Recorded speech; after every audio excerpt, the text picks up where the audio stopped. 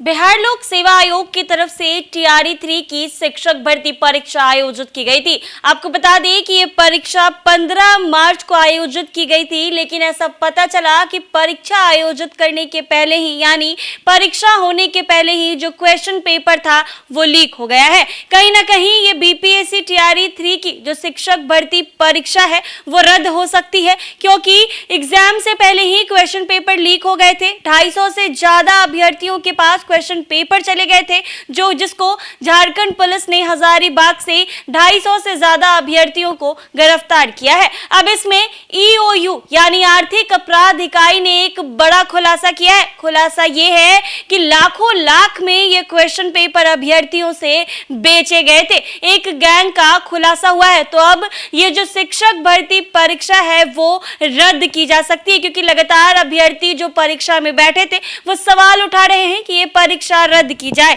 बता दें कि 15 मार्च को आयोजित की गई शिक्षक बहाली के तीसरे चरण की परीक्षा का क्वेश्चन पेपर आउट हो गया था। ईओयू ने अब तक की जांच के आधार पर यह पेपर लीक का खुलासा किया है। ईओयू द्वारा दी गई जानकारी के अनुसार परीक्षा की तारीख 15 मार्च की सुबह करीब 5 बजे हजारीबाग के कुर्रा पद्मा और बरही स्थित कोहिनूर होटल में मैरिज हॉल में झारखंड पुलिस की मदद से सघन छापेमारी की गई। इस दौरान पाया गया कि होटलों के कई कमरों के अलावा मैरिज हॉल में 270 से अधिक अभ्यर्थियों को बैठाकर क्वेश्चन पेपर का उत्तर रटवाया जा रहा था। मौके से जब्त किए गए क्वेश्चन पेपर का मिलान बीपीएससी कार्यालय से प्राप्त क्वेश्चन पेपर से कराया गया है, जो हूबहू एक जैसे पाए गए हैं। यानी परीक्षा में वितरित होने से पहले ही क्वेश्चन पेपर सेंटरों के पास पहुंच चुके थे।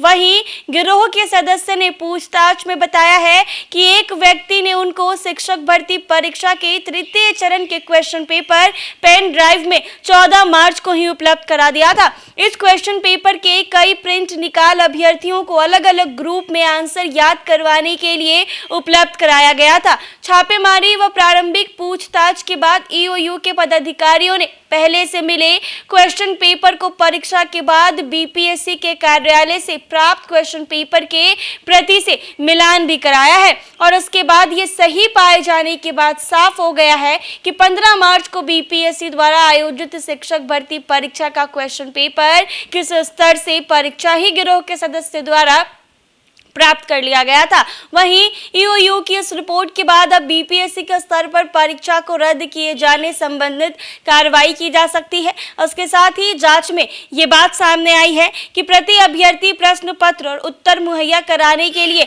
10-10 लाख रुपए में डील की गई थी। उसमें आधी राशि पहले और आधी राशि उत्तर रटने के बाद सेंटरों के इन केंद्रों से जाने से पहले देने थे। कईयों से पैसे एडवांस में चेक में लिए गए थे, बाद में कईयों से राशि चेक ली जा रही थी।